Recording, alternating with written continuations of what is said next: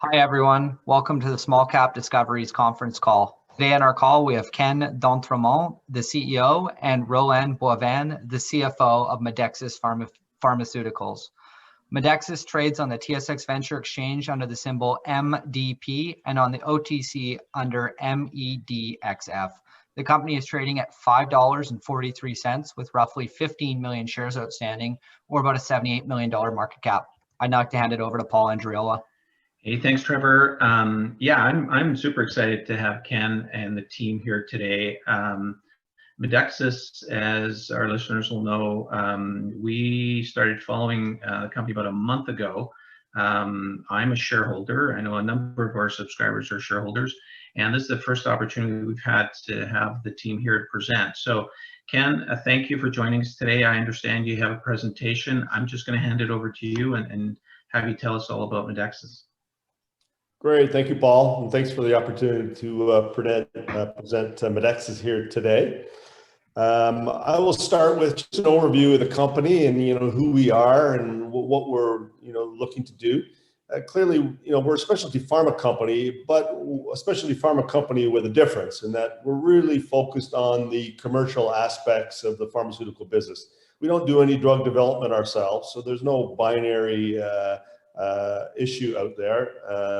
We are really compiling a group, a portfolio of pharmaceutical products in both US and Canada, and looking to grow that portfolio aggressively. We've had a lot of good progress to date. We've gone from $10 million net revenue a couple of years ago to 34, then 74, and this year we're trending nicely over $100 million net revenue and expecting to grow much further from that. So I think we're really well positioned now. We're producing positive EBITDA and positive cash flow. So now I think we're in a really, really strong position to continue to produce meaningful growth into the future. This next slide really describes how we go about achieving that growth. Clearly, organic growth of the existing portfolio is terribly important to us. We've shown strong growth over the previous few years, and we expect that to continue into the future because much of what we have in our portfolio is early in its life cycle. So there's a lot of growth potential left in the current portfolio. The way we go about developing our portfolio further is through business development, whether that be licensing or M&A activity. We have a very, very active business development process that is bringing new opportunities to our organization, and that will be the fuel for additional growth into the future. And then finally, we do some product development, but it's not really R&D in the pure sense of the phrase. It's really more about us improving the portfolio of products that we have within our organization. So product development here is really all about improving the existing labeling of our current drugs. So when you look at our financials now, you'll see an R&D line, but 100% of that R&D line is applied to a phase 4 clinical study in pediatrics, which is expanding the label for our XCINITY drug, and I'll explain that a little bit later. So if you look at our current infrastructure, this is the sales force in place in both the US and Canada. In the US, it's 26 people in territories right across the country who are calling on rheumatologists, of which there are about 2,600, and hemophilia treatment centers, of which there are about 140 across the US. And then that group is further supported by a infrastructure that would typically be in an office in Chicago. Obviously, during the COVID period, they're working from home. In Canada, we actually have a larger sales force per capita, and that's simply because we have a much broader portfolio in Canada today. And so that sales force is 19 people calling on allergists and some primary care physicians with the drug Rupall, and then another 4 who are calling on rheumatologists and specialty oncologists.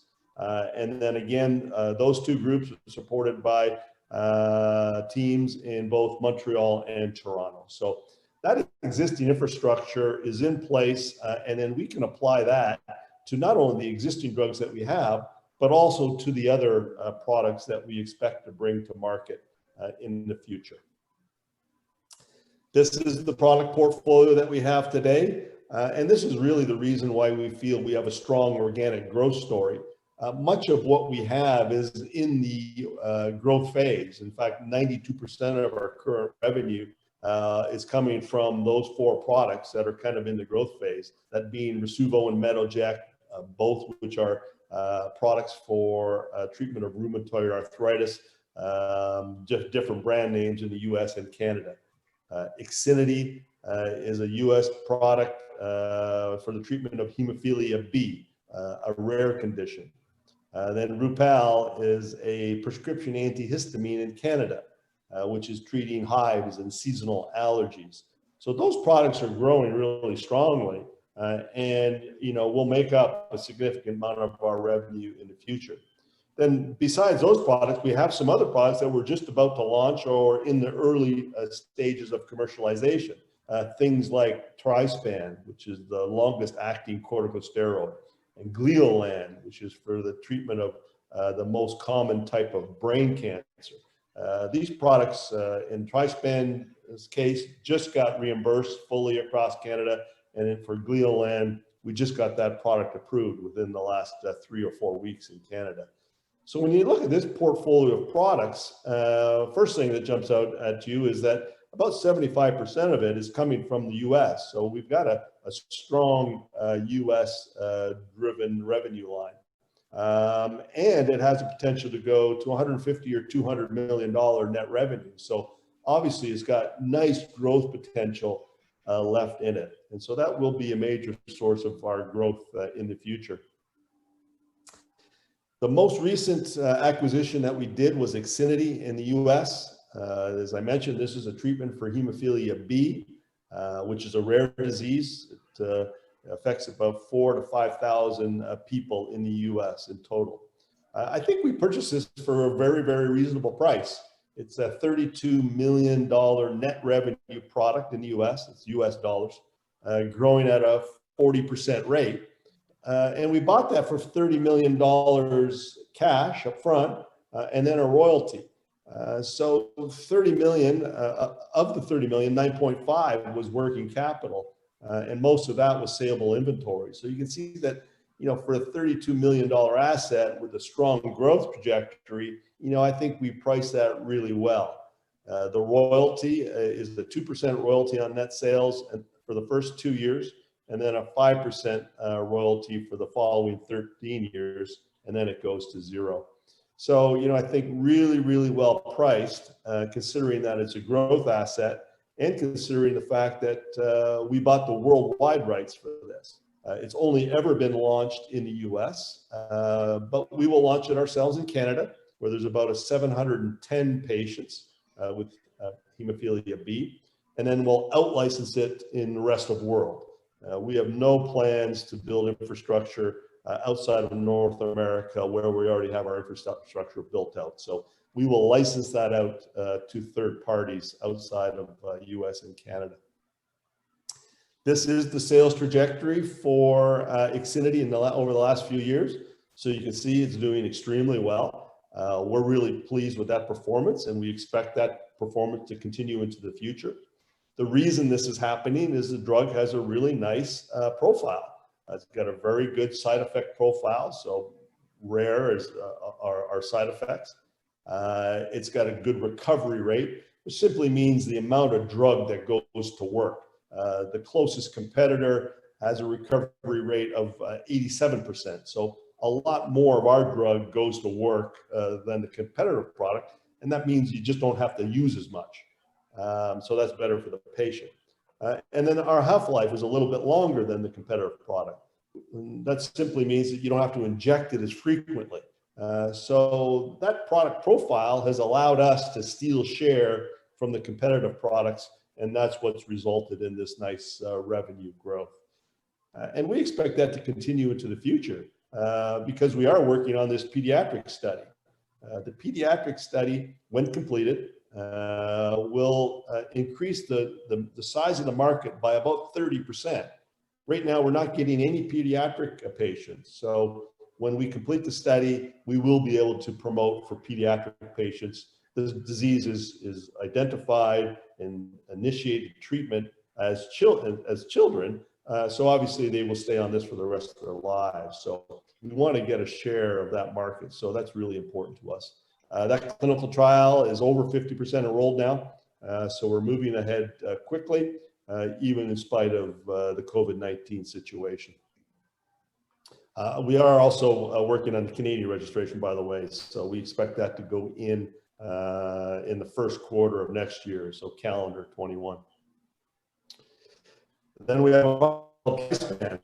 Trispan, as I mentioned, is the longest acting corticosteroid for intra-articular injection. Basically, it's an injection right into the joint space that reduces pain and inflammation. And it's a common treatment for patients with arthritis, children with juvenile idiopathic arthritis, and other types of joint disease. It's a drug of choice for children because no child is going to hold still for you to do an injection right into their knee joint. So clearly you need hospital space, you need nursing staff and anesthetists. So, because of all those extra costs and the pain and suffering for the child and the family, you want to use a corticosteroid that lasts the longest. So basically Trispan lasts twice as long as the closest competitive product. So if our drug works for 6 months, the other product only works for about 3. So you have to do that procedure twice as often for these children with JIA. The same opportunity exists for adults. I mean, no adult wants to have an injection into their joint more often than they have to. So again, the preference is to use the corticosteroid that lasts the longest, and that's Trispan. So we have that now approved in Canada, recently reimbursed all provinces across Canada except for BC and Manitoba. And we're now moving to strong commercialization with our sales team. We're also working on the potential entry of this drug into the US, where the same opportunity exists. And again, this would utilize existing infrastructure that we have already in place, calling on rheumatologists. I should mention that we do have a right of first refusal on everything in the Medac GmbH portfolio. 2 years ago, when we acquired Rasuvo from Medac GmbH, which was their US affiliate, we also got a ROFR, a right of first refusal, for everything else in that portfolio. The most attractive drug in that portfolio is something called treosulfan. Treosulfan is a conditioning agent for stem cell, prior to stem cell transplantation.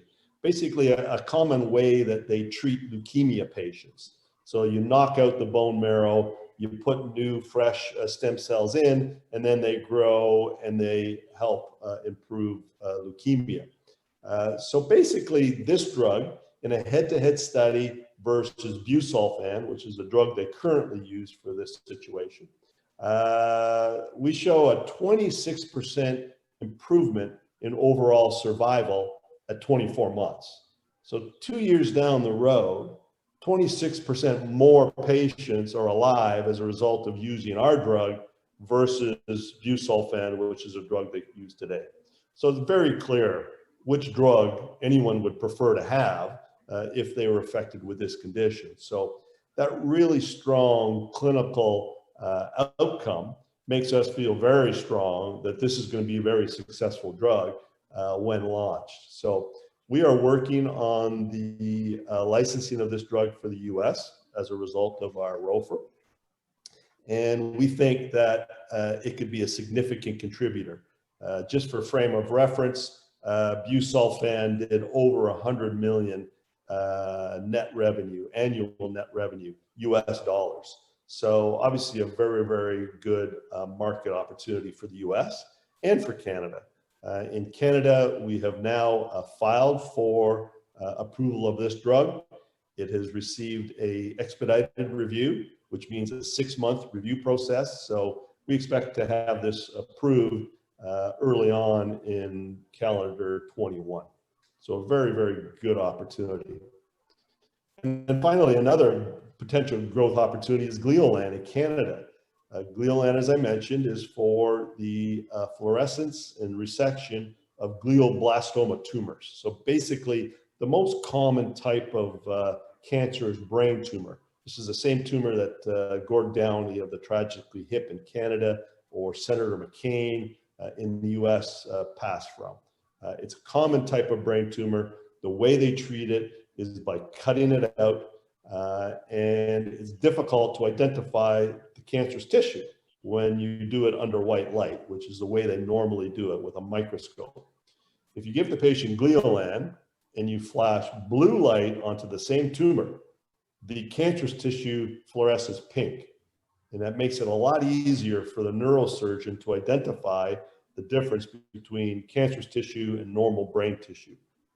As a result, they're able to do a more complete resection. They're able to take out more of the cancerous tissue.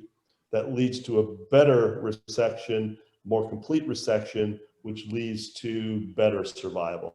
The 6-month survival rate for these patients almost doubles as a result of using Gleolan versus just using white light, which is what they would normally do. So this product, again, it was an expedited review 2 or 3 weeks ago. We were informed that it has been approved in Canada, and now we're moving towards commercialization. We will launch this product commercially in Q1 of 21 calendar. We've got this being sold via the Special Access Program, which is a program in Canada for life-saving drugs. So that will continue until we do the full commercial launch next year. And then the other products that are making contributions are Rasuvo, which is a single-dose auto-injector for the treatment of rheumatoid arthritis. Basically, a pre-filled syringe of methotrexate. We have a 74% market share of that market in the US, and it's growing as we bring other forms of methotrexate into that market segment. Medoject is the same product in Canada, it has a different brand name, and it's a pre-filled syringe rather than an auto-injector. And we have a very strong market share, 40% share in Canada, because we have such good reimbursement in Canada. Again, it's reimbursed all provinces except for BC and Manitoba. And you've probably heard that a couple times now. BC and Manitoba always seem to be excluded. It's a result of the way the PCPA process runs in Canada. Those 2 provinces typically opt out, and then you have to go back and negotiate reimbursement with them individually. And then Rupall. Rupall is prescription antihistamine for seasonal allergies and hives, growing very strong. It's a 48% growth rate last quarter versus same quarter previous year. And it has data exclusivity that protects it out to 2024. So really important products in our portfolio, and that's what's contributing to this type of revenue growth. And I'll turn it over to Roland, our CFO, to talk about most recent quarter. Thanks, Ken. So just a quick reminder of March 31st fiscal year end. So when you're seeing fiscal Q2 on the slide, it's the quarter that ended in September. As well, we publicly disclosed for that quarter that due to a delay from one of our partners supplying us the goods, certain goods, there was about $3 million of an order that was actually shipped in the first 10 days of October that was supposed to be shipped in September. So that was a one-time event with one of our supply chain partner. It had nothing to do with our product. It had to do with their plant per se. And so, you know, what you're seeing here could have had an additional $3 million of revenue instead of 23.6, could have been being close to 27 million. And again, when we look at our gross margin, pretty easy to add roughly 1.5 million of EBITDA as well. Still, with that, what you're seeing here is what scale does to our industry. Having scale is so important to us, and now we're running at a run rate of over 100 million. And as you can see on any given quarter, start generating some really meaningful EBITDA. Key metric that we talked about was the selling and admin expenses as a percentage of revenue, which decreased from 64 to 46, and quite frankly, running as on a year-to-date basis more, we're a lot closer to 41 and 42 than the 46. And we think there's still a lot of opportunities to improve on that metric and ultimately improve on EBITDA margin as well, because we have a portfolio of products that is still very much in the growth phase, while our SG&A remains fairly flat because we have the infrastructure in place. On the right-hand side, you see the nice progression of our revenue. On the next slide, you're seeing it's the cap structure. And again, this is as of October 30th, so the share price is not accurate there, or the market cap. But you're seeing 14.5 million shares outstanding. And yes, we have unsecured convertible debentures out there, $42 million that we issued back in October 2018.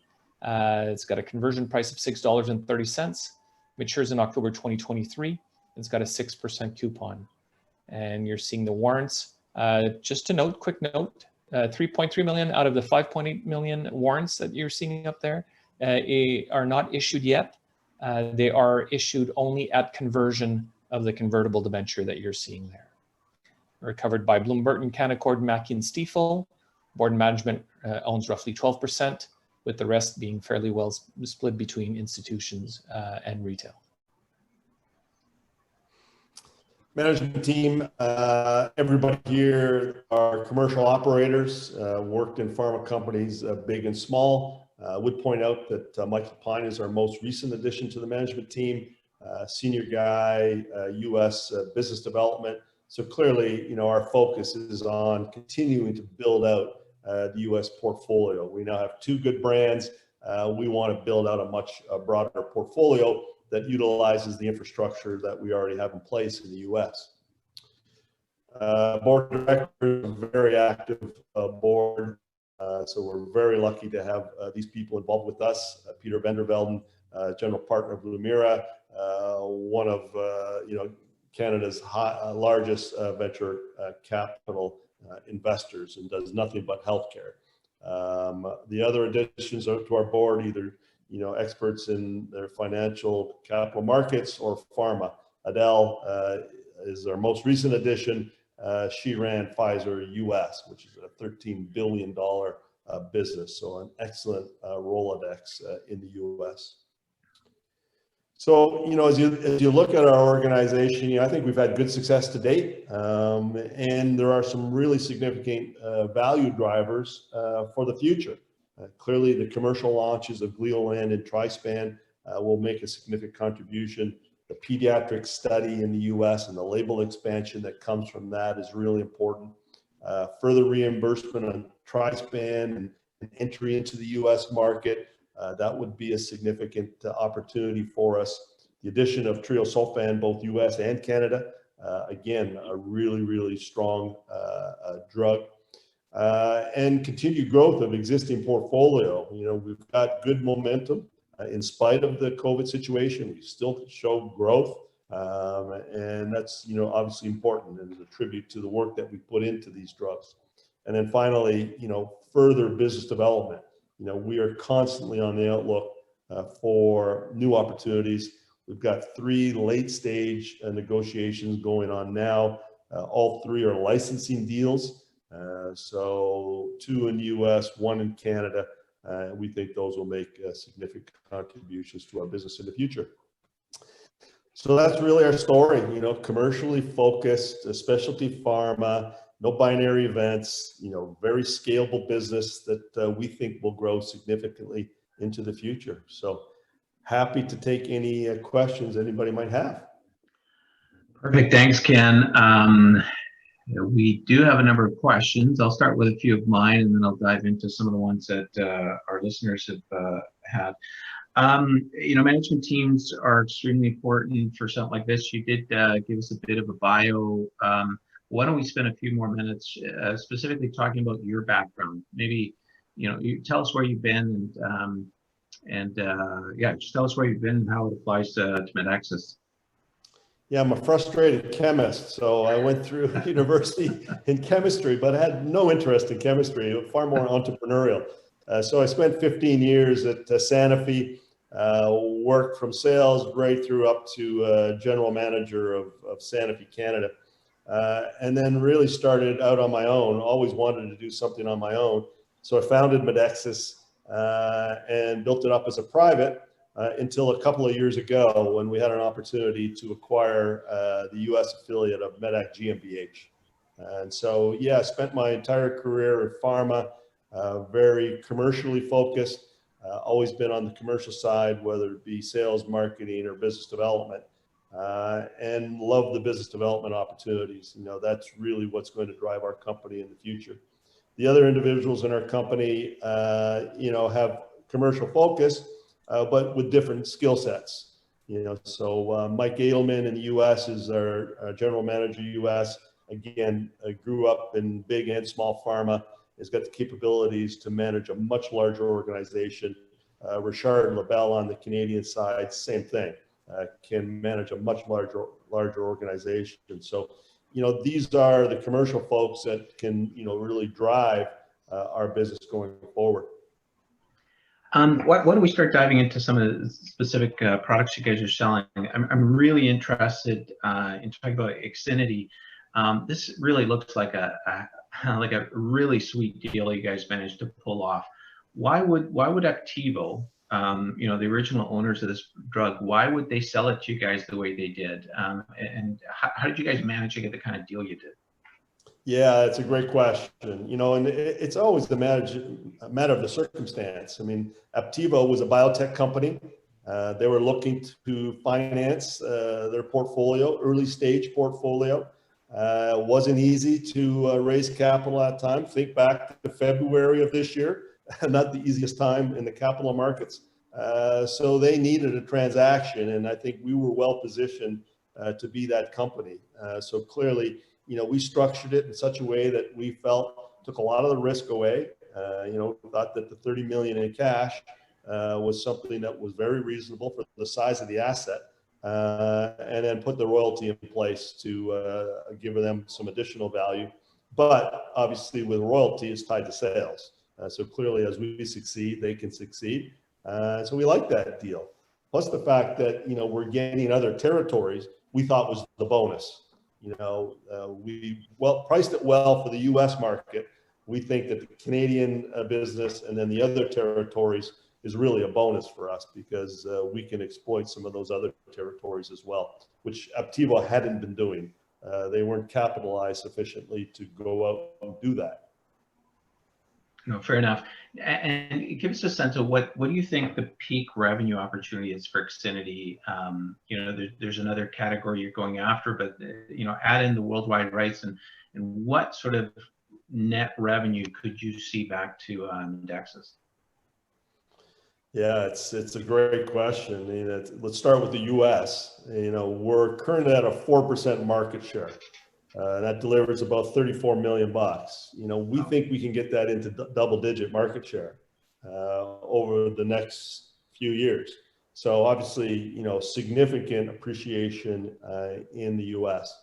Canada, as I mentioned, is 710 patients. 710 patients at an average cost per year of about $200,000.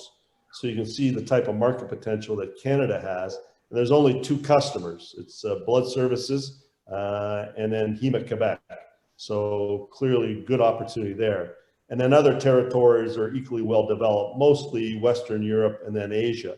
And in those territories, we think that, you know, with the proper partner, we could get a significant share. So XCINITY, we think, continues to show good growth potential for many years into the future. There's IP on it until 2030, but even when the IP expires, we don't think there'll be a generic competitor. This is a biologic drug, so the cost to produce, you know, biosimilars is very, very high. So typically, they look for billion-dollar plus opportunities. So something in the range of XCINITY is not going to attract any generic competition. Mm-hmm. And give us a sense, schedule-wise, the different catalysts for this product. Give us a sense of timing. What could be the timing for the next sort of bumps? Yeah, so the first bump probably will come from the pediatric study. As I think we announced a couple of weeks ago, we're 50% enrolled. We're now beyond that. Patients are coming in every week. So we think in the next 12 to 18 months, we can complete that clinical study. Once completed, then we'll file for the additional label for pediatrics.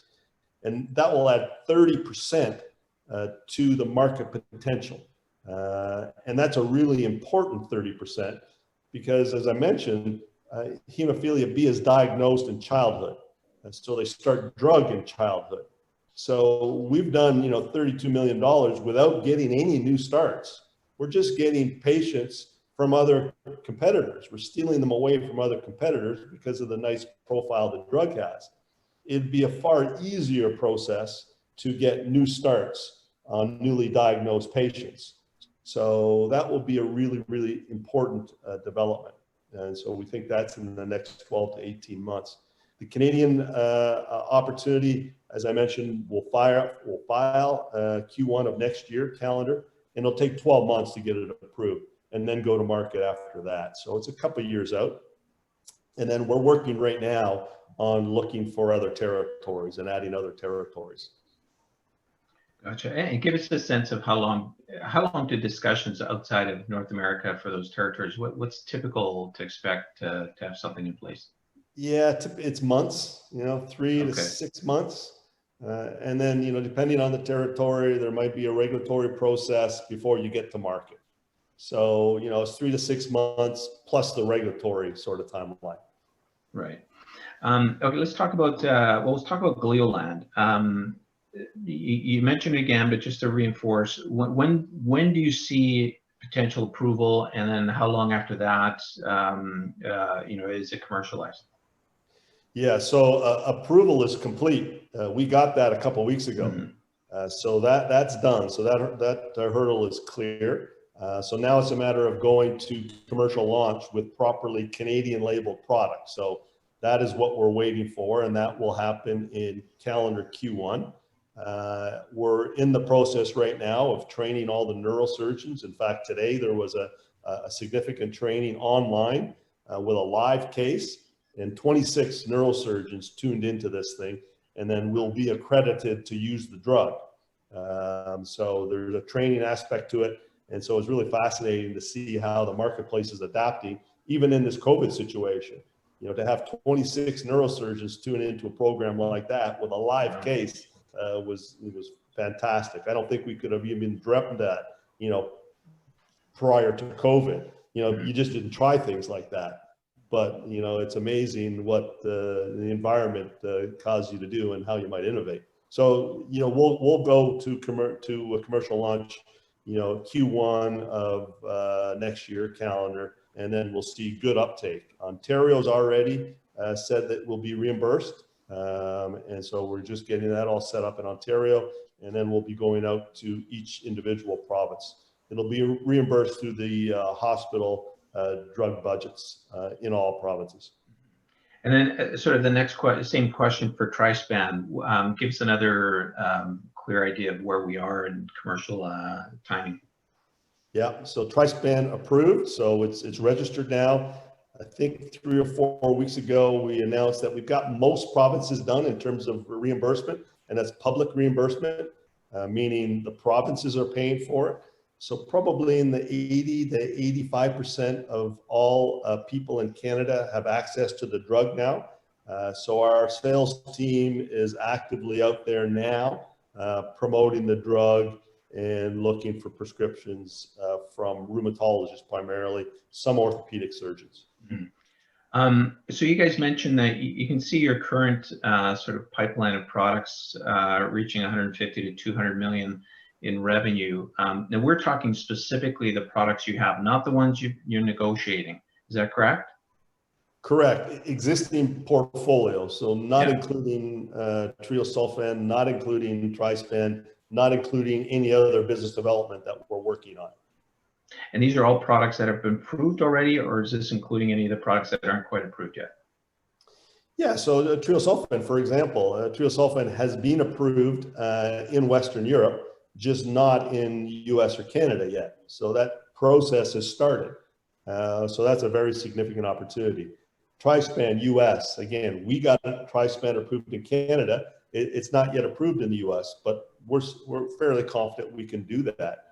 And then another licensing deal that we haven't disclosed, is a Canadian deal, has been filed in Canada, and has been approved in other countries, I believe in Western Europe. So, we feel confident it will get approved. It's just a process that we have to go through in order to get approval. Perfect. I was really trying to get to an idea that the 150 to 200 million in sort of potential pipeline revenue here, there's not a lot of risk that you're not going to get that. There's obviously, you can't say 100% guarantee, but that's more of a commercial execution risk than almost anything else, correct? Correct. Yes. So Okay. the 150 to 200, those are products that are on market, being reimbursed. It's commercial execution is the only risk. So we've been good at that. I mean, I think you can see from our history, we've been really good commercial operators. So I think the risk in that number is relatively low. Right. Perfect. So do you foresee yourself really needing much more in terms of either human capital or any other resources to be able to get you there, or do you have most of that already in place? Yeah. So in terms of, most of drugs that we would bring to market, we've got the human resources already in place. We've got the capital available to do the deal. The only time we'd really look for additional capital would be if it's a really big deal, which would, fundamentally change our business again. So that's the only time we would look at that. And there's lots of sources of capital beyond equity. I mean, obviously, we've demonstrated that we can do debt. We've got a very good debt provider in MidCap. There's also royalty financing that we haven't done yet. But clearly, when you have a drug that's got a good gross margin, you can do a royalty financing, and again, it's non-dilutive. For sure. Absolutely. I love this. Let's talk about a bit of the risks a little bit more. Obviously you're not a typical biotech. You don't have that binary, FDA approval, sort of let's get it through phase 1, phase 2, phase 3, all that sort of stuff. The risk lands more on the commercial side, just like you mentioned, executing. But is there anything else that we should consider as investors as far as perceived risks that are out there? Yeah, I think people would, point to pricing regulation, right? That's a hot topic right now in both U.S. and Canada. So we're keenly aware of that. But I think we reduce that risk and we manage that risk by providing drugs that are cost effective, cost efficient. If you look at both Rasuvo and Metoject, those are very effective medications that are used before patients go on to biologic drugs like Enbrel, Humira, drugs you would have heard advertised on U.S. television. Rasuvo was $6,000 per patient per year. Humira is $60,000 per patient per year. So clearly a real strong cost advantage for us and a real strong incentive for payers to cover Rasuvo. XCINITY, same sort of thing. That we're $200,000 per patient per year. That's a big price tag. But the competitive products are even more. And this is a rare disease, so the payers aren't really that concerned about that group of patients because this is a life-saving drug for them. They have to have the drug. So again, we're cost efficient. So we're very, very conscious of that, recognizing that that's the world we're in. Is you've got to be able to deliver efficacy for the dollars that you charge for your drug. And as far as the current management team, I know you've just brought on a new rep in the U.S. to handle business development. Do you see yourself needing any other C-suite members? Not at this moment. I mean, clearly, I think we've got a fully built-out team. That was a position that we had vacant for about a year, looking for the right person, and clearly an important position because business development is our lifeblood. That's our pipeline. So no, we've got a fully built-out team commercially. The only thing that would cause us to add people is if we had to add additional salespeople in order to get better coverage for a new drug. But again, we're not looking to build huge sales teams. Our business development is very focused on addressable physician groups, places where you don't need a big primary care sales force or that type of thing. Perfect. I'm going to open it up a little bit. We do have some questions, so I'll just go through some of these. So bear with me here as we go. Okay, we covered a few questions on XCINITY. I think we're fine there. How long does it take between regulatory approval and revenue generation? I think we touched on that, but maybe let's ask that one more time. Yeah, it's usually a few months. So once approval's had, then you simply have to produce the goods with the proper packaging for the territory. So typically it takes a few months to produce commercial goods for that territory. So it would start to generate revenue, at that time frame, and then it ramps up to peak sales between a period of 3 and 7 years, depending on the therapeutic area. So that's a type of life cycle curve you would expect. Mm-hmm. Perfect. So you've mentioned the word infrastructure a few times. Now I'll explain it a little bit in layman's, but then you sort of correct me if I make any mistakes. But you guys have really built out a sales force, a very sort of sophisticated sales force, both in Canada and the U.S., specific to certain indications or diseases. This is something that the average biotech can't do because that's not really what they're built to do. They're built to discover drugs, but you guys are really built to sell drugs and therapies. Is that correct? Correct. Get them registered, get them reimbursed, and then get out there and sell them. I mean, those are really the 3 important steps after discovery. So once you have a drug, there are important commercial steps that aren't nearly as risky, but are really important. Mm-hmm. That's fantastic. And I mean, it's a sales force that you don't really need to build up much more in terms of people, but you can just layer on more drugs, and then they go out and sell, what they can. Yeah, exactly. If one of our reps is going in to call on a hematologist or a rheumatologist or a primary care physician, you can sell more than one thing during that visit. So that's why a representative, which is fixed cost, if you add more and more revenue generated products to that portfolio, their efficiency improves dramatically. That's what Roland was saying.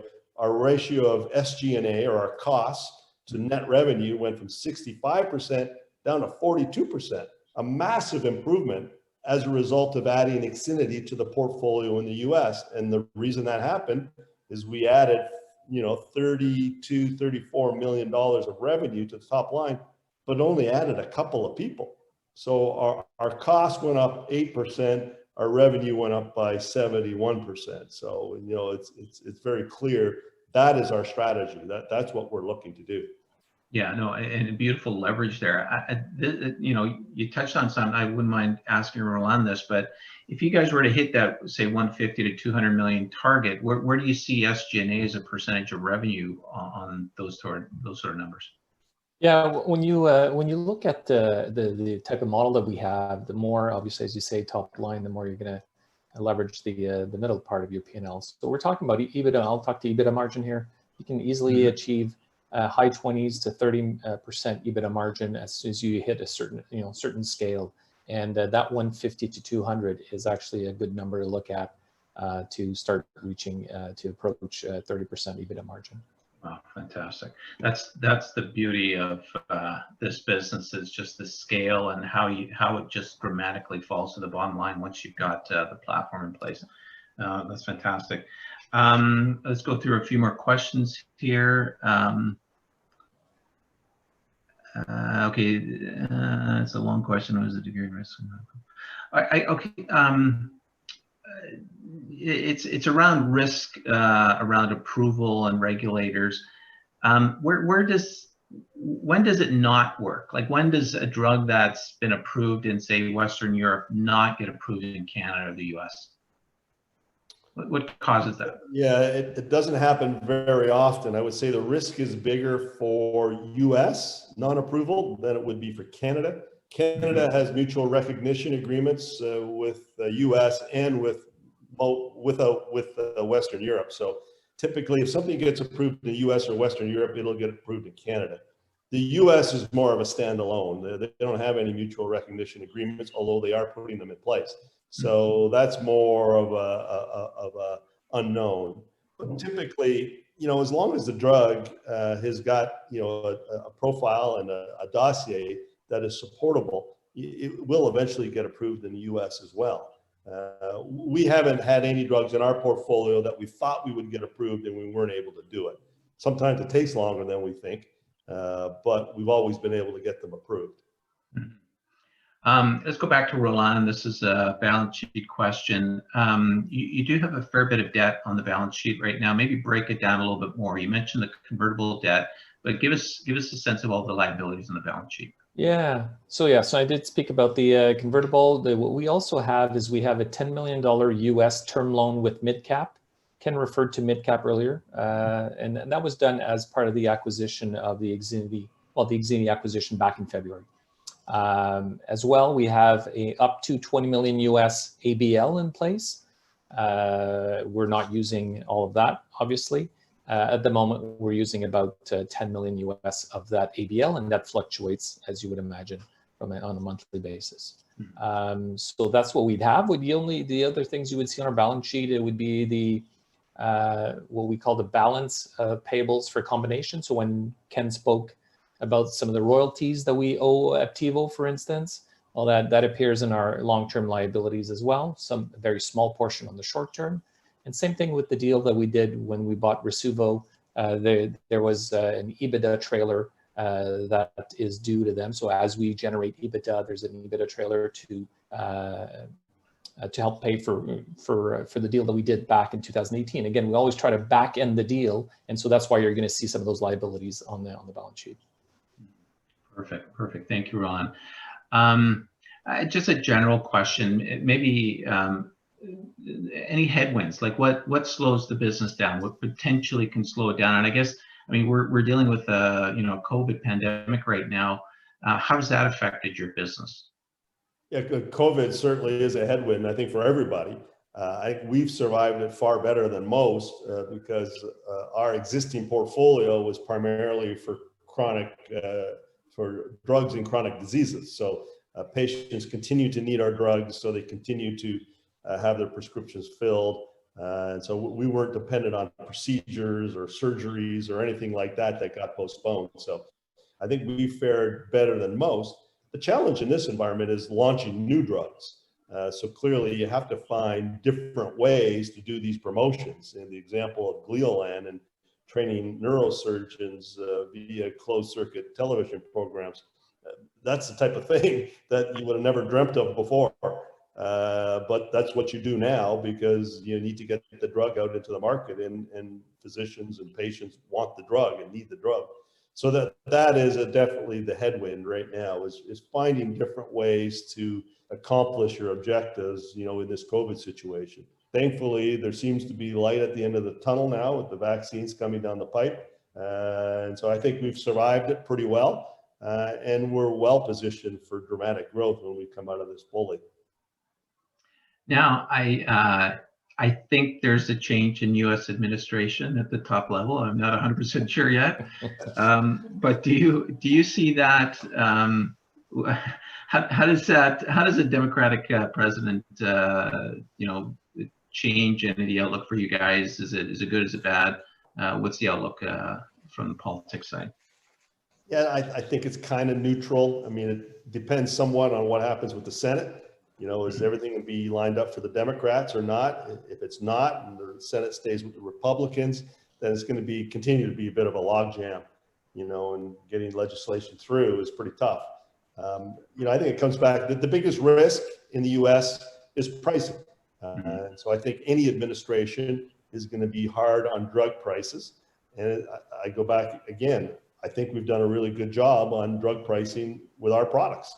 We're cost advantageous. So I don't think it's going to affect us directly, but that's certainly, on the horizon.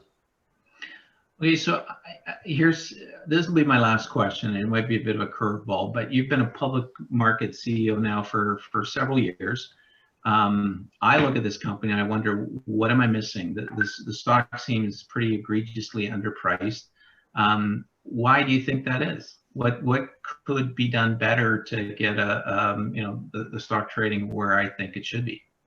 Yeah, I mean, and I'm with you on that. I own 8% of this company, so I think about that all the time. I think the answer is that, look, we spent a couple of years working on the commercial execution. We've been very focused on that. I think we've done a good job commercially. Now we're starting to turn our attention to the capital markets and our valuation, and do we have the right listing? It's probable that the venture exchange is in the right place for a $100 million plus company in healthcare. There are other markets like NASDAQ where there are a lot more of our peers, and so we ought to be compared to those type of companies. So that's something we're definitely looking at, thinking that NASDAQ's a better place for us to be, and then we would get the valuation that many of our peers are already getting. Companies, some of which that are smaller than us. So we're very, aware of that, and we're working on that. So a NASDAQ uplisting is a consideration for you guys right now. Definitely a consideration, as is an upgrade to the big board TSX. So we're looking at all those things. We added the OTC QX, I guess, a few months ago, and lo and behold, our volume increased in the US. You can see it. So those things make a difference, and we're aware of it. We've got to make those moves.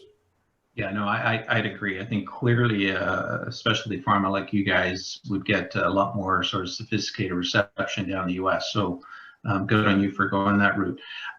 Listen, I think we've covered most of the questions, and I want to give you an opportunity, if there's anything that you sort of want to leave the listeners with. What I recommend is, what should they look for in the next sort of 6 to 12 months, and what's the major message you want to leave with today? Yeah, I think just continued good execution. I think it's up to a company to deliver what they said they're going to do, and I think I feel confident that we've done what we said we were going to do. We've been together in this format for 2 years. We've made great progress, but this is not our destination. We clearly want to see a much bigger company. As you get larger, you get better scale in this industry, your ratios improve, and you produce better EBITDA and cash flow. So clearly that's where I think we're going. And so love to have people come along for the ride. Fantastic. Ken, what's your website address if anybody wants more information? Medexus.com. You can find everything at that address. Perfect. Ken, Roland, I want to thank you guys both for joining us today. This has been great. I've been looking forward to this this presentation. We look forward to hopefully catching up with you guys in the future. In the meantime, one more time, thank you so much. Thank you. It was a pleasure being here. Thank you.